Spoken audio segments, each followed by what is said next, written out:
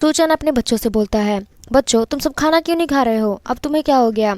बच्चे बोलते हैं, डैडी आपको सिर्फ खाने का पड़ा है, वहाँ आपकी वाइफ अगर भाग गई वापस आपको मिलने वाली नहीं है। फूसन अपने बच्चों से कहता है, बच्चों तुम ही बताओ, अगर मैं काम नहीं करूंगा तो तुम सबके लिए पैसे कैसे कमाऊंगा। बच्चे कहते हैं, डैड अगर आपकी वाइफ भाग गई तो आप पैसे किसके लिए कमाओगे। फूसन कहता है, बच्चों मैं तुम सबके लिए तो ही पैसे कमा रहा हूँ। बच्चे कहते हैं, डैड हमें पैसों की नहीं मम्मी की ज़रूरत है। फूसन कहता है, बच्चों क्या तुम सबको सच में वो लड़की बहुत ज़्यादा पसंद आ गई है। बच्चे बोलते हैं कि डैड सिर्फ हम सबको ही नहीं बल्कि आपको भी कहीं ना कहीं बहुत अच्छी लगी है वो लड़की, यानी कि हमारी मम्मी। और वैसे भी आप इतने बड़े मिलियनर हो, 100 मिलियन का बिजनेस तो आप बार बार करते रहते हो, आप मम्मी से भी तो ऐसे ही कुछ ना कुछ डील कर सकते थे ना, पर आपने किया नहीं।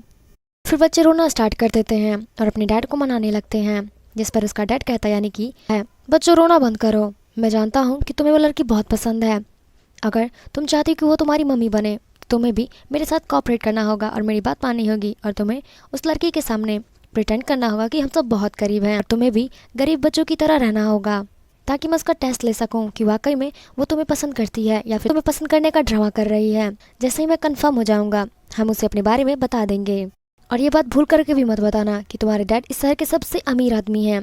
तुम्हें प्रिटेंड करना होगा कि मैं सीईओ का असिस्टेंट हूँ। बच्चे तो कहते हैं, यस डैड हमें मंजूर है आपकी बात। डैड तीनों बच्चे से प्रॉमिस करवाते हैं और वो तीनों बच्चे प्रॉमिस कर लेते हैं। सुशांत जिया को फोन करके बोलता है कि मैं इस शादी के लिए रेडी हूँ। जिया कहती है, मुझे भी कोई दिक्कत नहीं है, मैं भी शादी के लिए रेडी हूँ। सुशांत कहता है, अच्छा ठीक है तो फिर हम कल कोर्ट में मिलते हैं।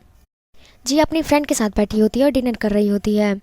जिया की फ्रेंड तो उस पर बहुत ही ज़्यादा भड़क जाती है, कहती है, क्या तुम उसके बारे में जानती भी हो जो तुमने उसे शादी करने के लिए एक बार में ही कह दिया। हाँ, क्या तुम वाकई में एक ऐसे आदमी से शादी करोगी जो कि बहुत ही ज़्यादा गरीब है और साथ में उसके 3 बच्चे भी हैं। जिया कहती है, बच्चे हैं इसलिए तो मैं शादी कर रही हूँ, उन बच्चों को देख करके मुझे ऐसा फील होता है जैसे वो बच्चे मेरे ही हैं। जिया की फ्रेंड समझाते हुए कहती है, चलो ठीक है मान लिया तुम उसे पसंद करती हो, पर तुम कभी भी अपने हस्बैंड को मत बताना या फिर ना ही उनके बच्चों को कि तुम्हारे 3 बच्चे भी थे। अगले दिन जिया और फुसन जाकर के कोर्ट में मैरिज करते हैं और कोर्ट का सर्टिफिकेट लेकर के बच्चों को दिखाते हैं तो दौड़ के आते हैं और वो सर्टिफिकेट देखने लगते हैं। वो तीनों बच्चे भाग करके जिया के पास आते हैं और कहते हैं, मॉम अब तो बहुत ही ज़्यादा अच्छी हो, मेरे डैड से भी बहुत ज़्यादा अच्छी हो। तभी वहाँ पर जिया की फ्रेंड आती है और कहती है, जिया तुम्हें तो गोल्ड नेकलेस चाहिए था ना। जिया कहती है, मैंने कब कहा। पर जिया की फ्रेंड बोलती है, चलो पहले तुम मेरे साथ। वो बच्चों को लेकर के गोल्ड शॉप पर जाती है और वहाँ पर 3 ब्रेसलेट देखती है जो कि उसको बहुत ही ज़्यादा अच्छा लगता है, जो बच्चों के लिए खरीदना चाहती थी। या उस ज्वेलरी शॉप वाली लड़की से डिस्काउंट मांगती है और खरीदने लगती है और बोलती है, मुझे ये तीनों ब्रेसलेट पसंद है। ये देखकर फुसन तो बहुत ही ज़्यादा हैरान होता है और सोचने लगता है कि मुझे लगा था ये तो अपने लिए कुछ ना कुछ पसंद करेगी और मुझसे पैसे खर्च करवाएगी, मगर ये तो बच्चों के बारे में सोच रही है। वो बच्चे बोलते हैं, मम्मी आपकी चॉइस तो बहुत ही ज़्यादा अच्छी है, आपने हमारे लिए ब्रेसलेट पसंद किया, वो ब्रेसलेट हमें बहुत ज़्यादा पसंद है। वो अपना कार्ड उस लड़की को देने वाली होती है, तभी जिया की फ्रेंड कहती है, क्या तुम पागल हो गई हो, मैं तुम्हें यहाँ पर लेके आई थी क्योंकि मैं चाहती थी तुम्हारा हस्बैंड तुम्हें पैसे खर्च करे, लेकिन तुम तो उल्टा उसकी पूरी फैमिली पे अपना पैसा ही लुटा रही हो। जिया वो कार्ड छीनने लगती है और कहती है, मुझे ये ब्रेसलेट अपने बच्चों के लिए बहुत पसंद है तो फिर मुझे खरीदने दो। असल में बात यह है कि जब जिया प्रेग्नेंट थी तो उसको पता था कि उसके पेट में 3 बच्चे हैं और तब उसने 3 ब्रेसलेट्स को देखा था जो कि उसको बहुत ही ज़्यादा पसंद आया था और उसने सोचा था कि जब उसके बच्चे बड़े होंगे या फिर उनका जन्म होगा तो फिर वो उनके लिए ब्रेसलेट खरीदेगी। बच्चे आपस में बातें करने लगते हैं और कहते हैं, हमारे पास जो पैसे हैं उससे हम मम्मी के लिए मिलियंस वाले नेकलेस खरीदेंगे। बात सुनते ही फूशन तो तुरंत ही अपने बच्चों का मुंह बंद कर देता है।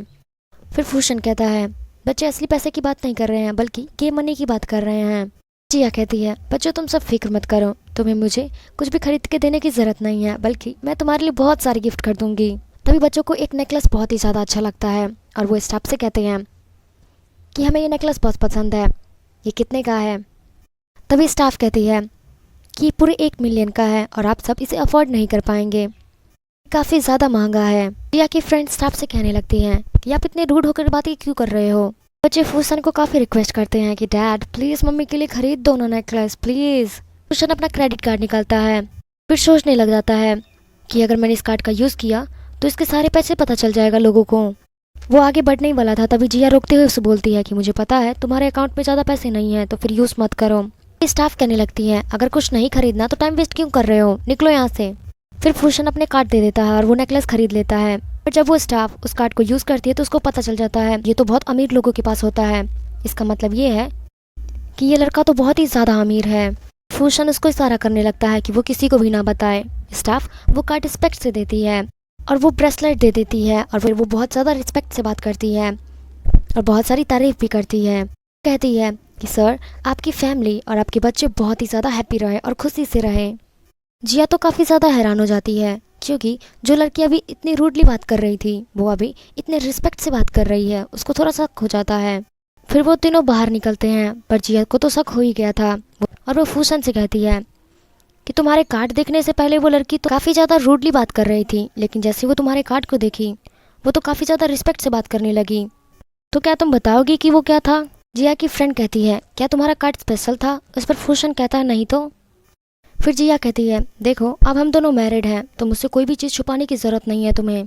फिर वो कार्ड मुझे दिखाओ। और वो कार्ड देखने के बाद जिया की फ्रेंड कहती है ये कार्ड बिल्कुल नॉर्मल है। फिर फूशन कहता है मैंने कहा था ना ये कार्ड बिल्कुल नॉर्मल है। हो सकता है कि मेरे कार्ड में फूशन कंपनी का नाम लिखा है जिसकी वजह से वो मुझ पर शक करने लगी थी, जिसकी वजह से उसको लगा होगा कि मैं उस कंपनी में काम करता हूँ और काफ़ी ज़्यादा अच्छी रेपुटेशन वाला हूँ। और उस स्टाफ को क्या पता कि मैं तो एक छोटा सा वर्कर हूँ। तभी फूशन का बेटा कहता है इस कार्ड में टोटल 10 बिलियन पैसे हैं, या हो सकता है कि उससे भी कई ज़्यादा गुना हो। तभी जिया की फ्रेंड कहती है बच्चों ऐसी बातें नहीं करते हैं, अगर इसमें 10 बिलियन पैसे होते या फिर उससे ज़्यादा तो तुम सब बहुत ही ज़्यादा रिच होते। फिर जिया अपने बच्चों को समझाने लगती है कि बच्चों तुम सभी बहुत छोटे हो, तुम्हें इस तरह झूठ नहीं बोलना चाहिए। अपने बच्चों को कहने लगता है कि बच्चों मैंने तुम्हें समझाया था ना कि हम सब बहुत गरीब हैं, तो फिर तुम ऐसे बातें क्यों कर रहे हो? और वैसे भी मेरे अकाउंट में ज़्यादा पैसे नहीं थे, जितने पैसे थे वो सारा पैसा लगा करके मैंने तुम्हारी मम्मी के लिए एक नेकलेस ले लिया।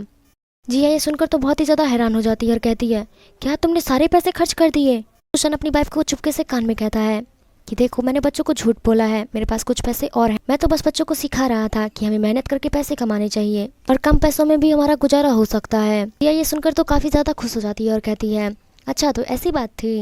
जिया कहती है तुम फिक्र मत करो, हम दोनों साथ में मिलकर कमाएंगे और बहुत अच्छे से रहेंगे। जिया उन तीनों बच्चों को ब्रेसलेट पहनाने लगती है। तभी उन तीनों बच्चों के हाथ में एक बर्थ मग देखती है जो कि उसके बच्चों के हाथों में भी था। तभी जिया फूशन से पूछती है क्या वाकई में तुम्हारे बच्चे हैं? तो फूशन कहता है अगर मेरे बच्चे नहीं हुए तो किसके बच्चे होंगे, तुम्हारे? या फूशन से पूछती है कि इन तीनों बच्चों की असली मम्मी कहाँ पर है? तो फूशन कहता है कि इसकी मम्मी जन्म देते ही वहाँ से चली गई, सबको छोड़ दिया। यह सोचने लगती है कि मुझे तो लगा था कि ये मेरे ही बच्चे हैं, पर ये सुनकर मुझे बहुत ज़्यादा बुरा लग रहा है। कहता है तो मैं क्या सोचने लग जाती हूँ बार बार। फिर जिया कहने लगती है कि ये तीनों बच्चे कितने ज़्यादा क्यूट हैं, मुझे बहुत ही ज़्यादा पसंद है। जिया की फ्रेंड कहने लगती है कि जिया तुम्हारी फैमिली अब बड़ी हो चुकी है, तुम्हें एक नया घर ले लेना चाहिए। फिर जिया कहती है हाँ मुझे अभी याद आया। फिर वो फूशन से कहने लगती है चलो अपने लिए हम घर देखने चलते हैं। फिर फूशन का बेटा बोलने लगता है कि डैड हमारे पास तो खुद का वेला है, फिर हमें रेंट के घर की क्या ज़रूरत है? फिर फूशन बोलता है बच्चों तुम सब फिर भूल गए, मैंने तुम्हें कहा था ना कि वो घर हमारा नहीं है बल्कि मेरे एक फ्रेंड का है जो बहुत ज़्यादा अमीर है। फिर जिया कहती है ब्रेसलेट के पैसे तो तुमने दे दिया, पर अब रेंट के पैसे मैं दूंगी।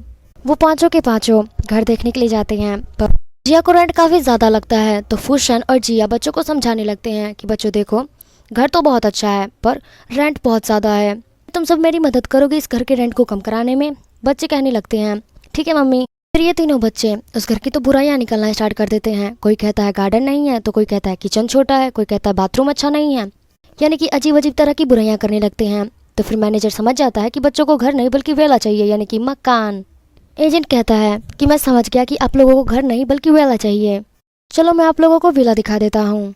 फिर जिया कहने लगती है कि नहीं नहीं हमारा ऐसा कहने का मतलब नहीं था, हमें वेला नहीं चाहिए। फिर एजेंट कहने लगता है आपको घर भी नहीं चाहिए वेला भी नहीं चाहिए, तो फिर चाहिए क्या? मेरा टाइम वेस्ट करना बंद कीजिए और यहाँ से जाइए।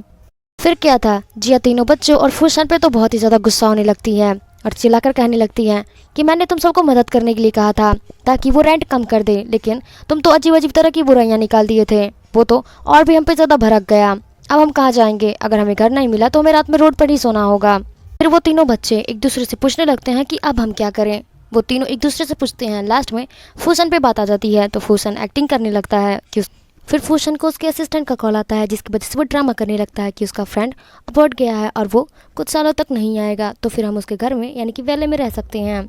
फिर जिया तो बहुत ही ज़्यादा खुश हो जाती है, कहती है ये तो बहुत ज़्यादा अच्छी बात है, ये तो बहुत अच्छी बात है, कम से कम हम 1-2 साल के लिए तो रह सकते हैं, तब तक हम सेटल भी हो जाएंगे। फिर फूशन के बच्चे अपनी मम्मी को अपने नए घर में लेके आते हैं